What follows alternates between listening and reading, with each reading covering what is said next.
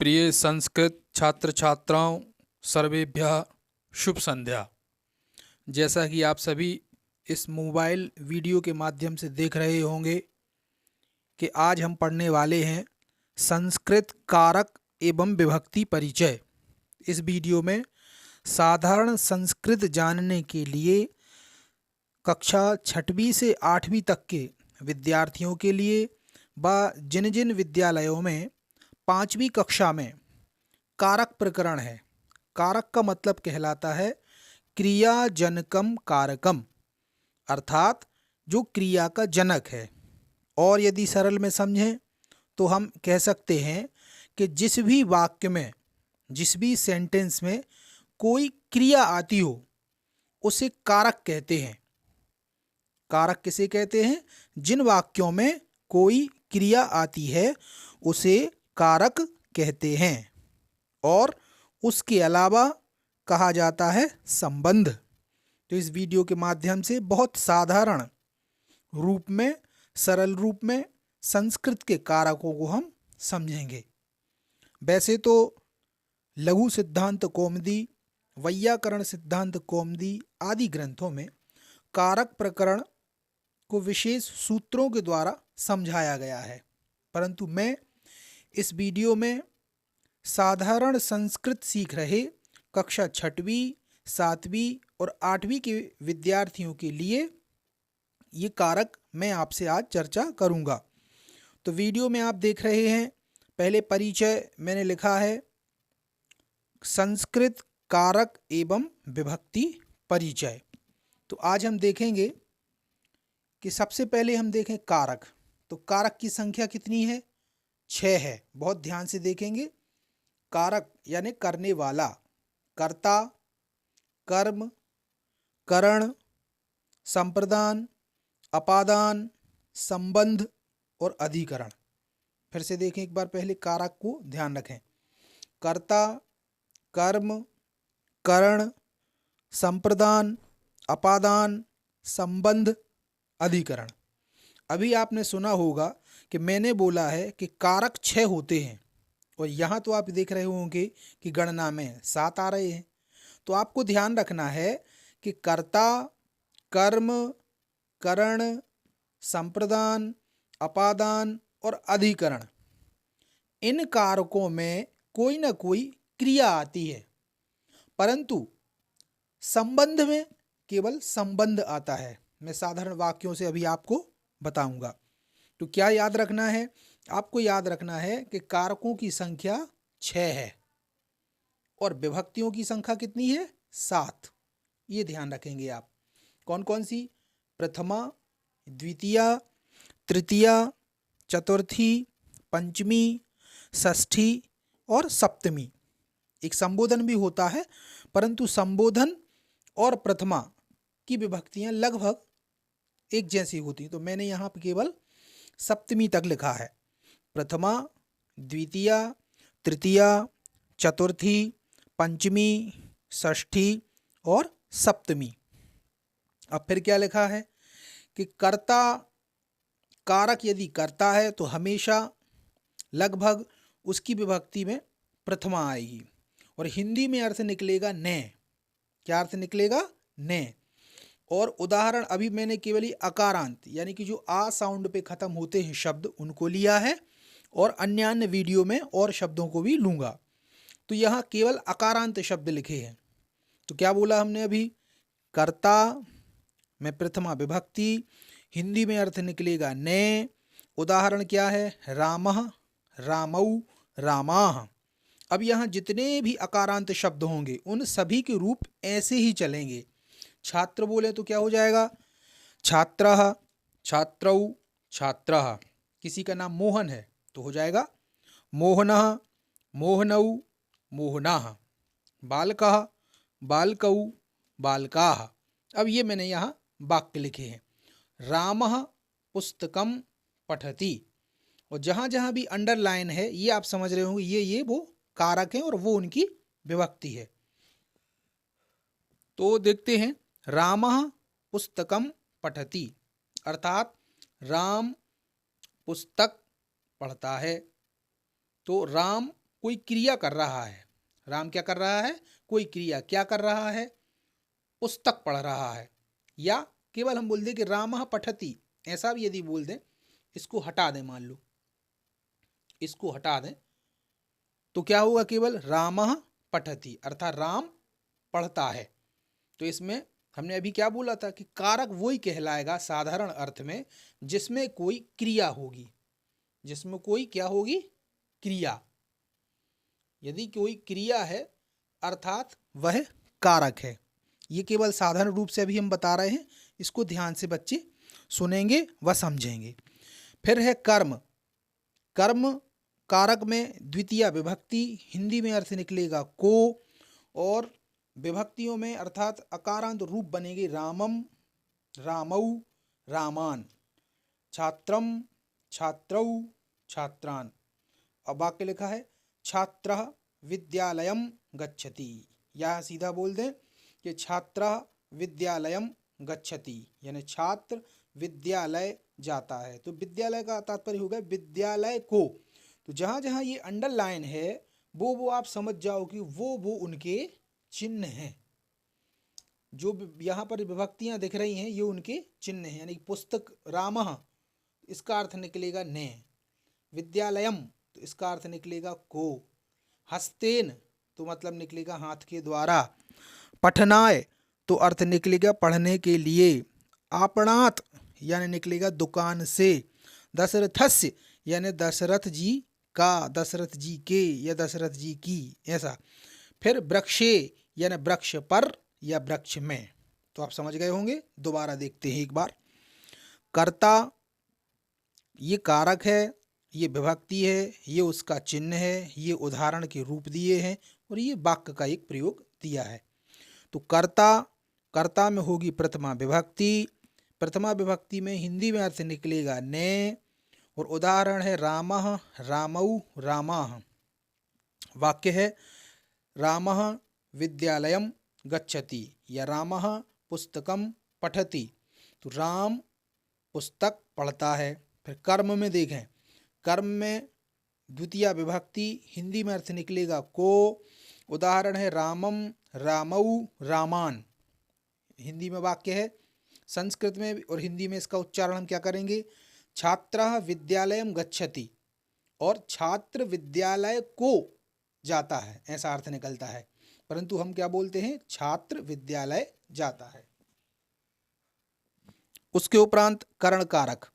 करण कारक में तृतीय विभक्ति से या द्वारा, ये अर्थ रामेण रामाभ्याम रामैः, यानी रामेण यानी राम के द्वारा, रामाभ्याम दो रामों के द्वारा, रामैः बहुत से रामों के द्वारा। अहम हस्तेन लिखामी, मैं हाथ से या हाथ के द्वारा लिखता हूँ। फिर संप्रदान कारक। संप्रदान कारक इसमें होती है चतुर्थी विभक्ति, हिंदी में अर्थ निकलता है के लिए, और रामाय, रामाभ्याम, रामेभ्यः, यानी राम के लिए, दो रामों के लिए, बहुत से रामों के लिए। वाक्य है बालकः पठनाय गच्छति, बालक पढ़ने के लिए जाता है। दूसरा देखते हैं, अपादान है कारक, पंचमी विभक्ति, हिंदी में अर्थ निकलेगा से। ये जो से है, और यहाँ भी से देख रहे हो, तो ये से का अर्थ है अलग होने के अर्थ में। रामात, रामाभ्याम, रामेभ्यः, यानी राम से, दो रामों से, बहुत से रामों से। फिर मोहनः, वाक्य है मोहनः आपणात आगच्छति, मोहन दुकान से आता है। अगला देखें संबंध। अब यहाँ आप देखेंगे कि संबंध कारक में या इस क्रम में, श्रृंखला में, संबंध भी किसी भी वाक्य में कोई क्रिया नहीं होगी। जैसे क्या लिखा? संबंध बस रहेगा, रिलेशन रहेगा वाक्य का। कैसे? संबंध में षष्ठी विभक्ति होगी, का, के, की, रा, रे, री, ये ऐसे अर्थ निकलेंगे। उदाहरण क्या रहेगा? रामस्य रामयोः रामाणाम, बालकस्य बालकयोः बालकानाम, विद्यालयस्य विद्यालयोः विद्यालयानाम। अब वाक्य देखें। वाक्य है दशरथस्य पुत्रः श्रीरामः, यानी कि दशरथ जी के पुत्र श्री राम हैं। इसका तात्पर्य क्या कहला है कि इस वाक्य में कोई क्रिया तो नहीं है। दशरथ जी के पुत्र का नाम श्री राम है। तो दशरथ जी के पुत्र का नाम श्री राम है। तो इस वाक्य में कोई क्रिया नहीं है। साधारण रूप में अभी हम इतना ही समझें कि जिस वाक्य में कोई क्रिया ना हो उसको हम साधारणतया संबंध कहते हैं। अब अगला देखें, अधिकरण कारक, सप्तमी विभक्ति, हिंदी में अर्थ निकलेगा मैं या पर। उदाहरण है रामे रामयोः रामेषु, बालके बालकयोः बालकेषु, छात्रे छात्रयोः छात्रेषु। ऐसे ये रूप बनेंगे। ये रूप अभी लिखे हैं केवल अकारांत के, और आगे की वीडियो में आगे के रूप को देखेंगे। परंतु कारक नहीं बदलेगा, ये वाक्य नहीं बदलेंगे, कारक यही रहेगा। केवल क्या बदल जाएगा, ये उदाहरण। ये कभी ये अकारांत शब्द है, कभी आकारांत आ जाएगा, कभी नपुंसकलिंग पुल्लिंग, ये शब्द बदल सकते हैं, परंतु इतनी चीज़ें नहीं बदलेंगी। क्या क्या? कारक नहीं बदलेगा, विभक्तियाँ नहीं बदलेंगी, इनके अर्थ नहीं बदलेंगे, और ना बदलेगी ये उदाहरण। उदाहरण भी, हाँ उदाहरण बदल सकते हैं, परंतु ये प्रक्रिया जो है एक जैसी रहेगी। केवल वाक्य बदलेंगे और ये उदाहरण, यानी रूप अकारांत आकारांत इकारांत ईकारांत ये सब हो सकते हैं। अंत अकारांत का मतलब कहलाता है कि जो शब्द या जिसका नाम आ वाले साउंड पे ख़त्म होता हो, और इकारांत यानी कि जिसका साउंड ई पे ख़त्म होता हो। ये आपको समझना है। जैसे कि आ तो र और माँ, राम, तो ये लास्ट के माँ में क्या छुपा है? माँ में छुपा है आ, तो ये अकारांत कहलाएगा। और यदि हमने लिखा यहाँ लता, तो लता में क्या छुपा है? ता में छुपा है ये आ। तो इसका ध्यान रखेंगे। फिर से एक बार देखते हैं। अच्छा, विद्यालय जो तरुण पब्लिकेशन की पुस्तक है संस्कृत की, कक्षा 6वीं की, उसमें पाठ 9 से लेकर के पाठ 16 तक ये कारक प्रकरण ही दिया हुआ है, और एक एक कारक का एक एक अलग से चैप्टर है। तो जो पाठ 9 दिया है उसमें ये उदाहरण सभी दिए हैं। फिर उसके बाद 10 में दिया है, फिर कर्ता, फिर 11, फिर 12, फिर 13, 14, ऐसे अन्य पाठों में एक एक विभक्ति को एक एक पाठ बनाया गया है। परंतु केवल उसमें ये वाक्य बदले हैं, ये शब्द बदले हैं, परंतु कारक विभक्ति और ये चिन्ह एक से हैं। तो पुनः अपन इसको समझ लें। संस्कृत में 6 कारक होते हैं, 7 विभक्तियां होती हैं, 3 पुरुष, 3 लिंग और 3 वचन होते हैं। कर्ता में प्रथमा विभक्ति ने चिन्ह आता है, कर्म में द्वितीय विभक्ति को चिन्ह आता है, करण में तृतीया विभक्ति से या द्वारा चिन्ह आता है, संप्रदान में चतुर्थी विभक्ति और के लिए ये अर्थ आता है। अपादान कारक में पंचमी विभक्ति से या अलग अर्थ ये निकलता है। संबंध कारक में षष्ठी विभक्ति होती है, और का, के, की यानी मेरा, मेरी, मेरे, आपका, आपके, आपकी ये वाले अर्थ निकलते हैं। और अधिकरण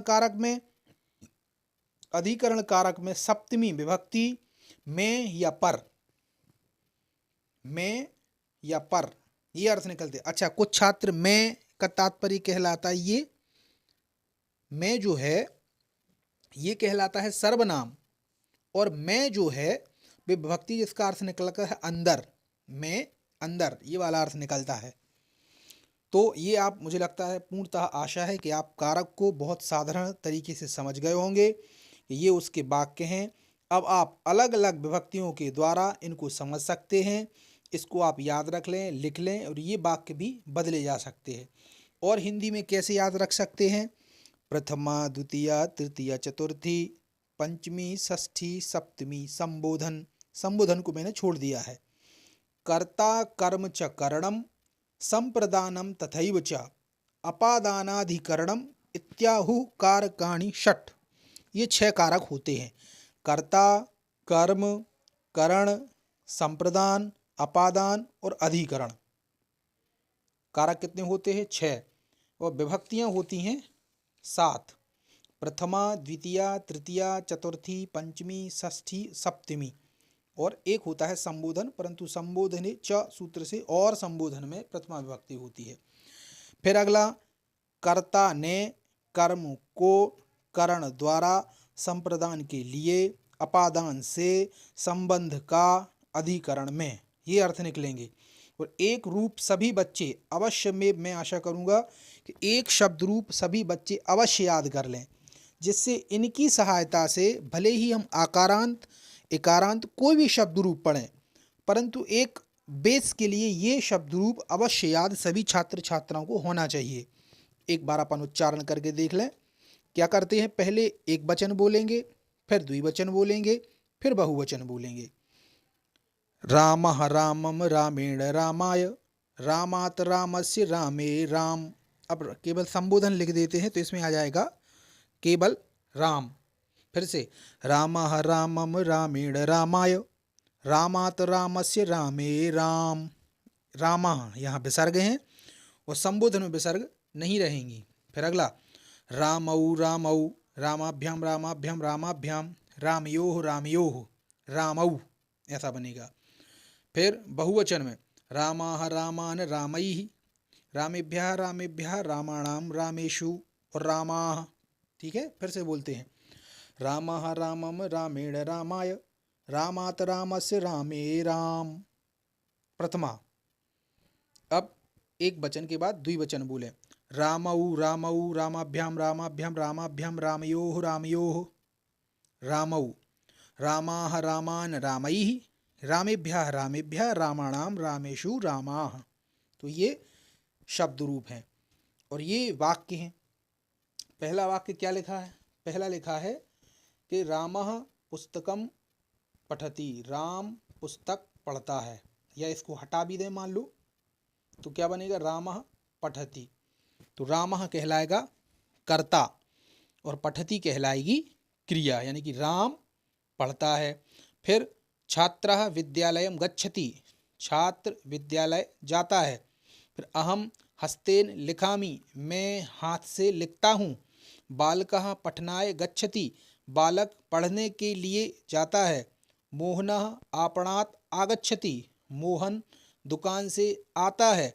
दशरथस्य पुत्रः श्रीरामः, दशरथ जी के पुत्र श्री राम हैं। और खगाः वृक्षे वसन्ति, यानी खग यानी पक्षी पेड़ पर रहते हैं। तो जहाँ जहाँ ये अंडरलाइन है यहाँ से वो आप समझ जाओगे कि वो क्रमशः कारक हैं, यानी कि ये कर्ता, कर्म, करण, संप्रदान, अपादान, संबंध और अधिकरण। तो मुझे आशा है कि इस साधारण वीडियो से अभी आप समझ गए हों। कमेंट बॉक्स में आप लिख सकते हैं, जो समझ में नहीं आया हो मैं दोबारा प्रयास करूँगा। बहुत बहुत धन्यवाद। शुभ रात्रि।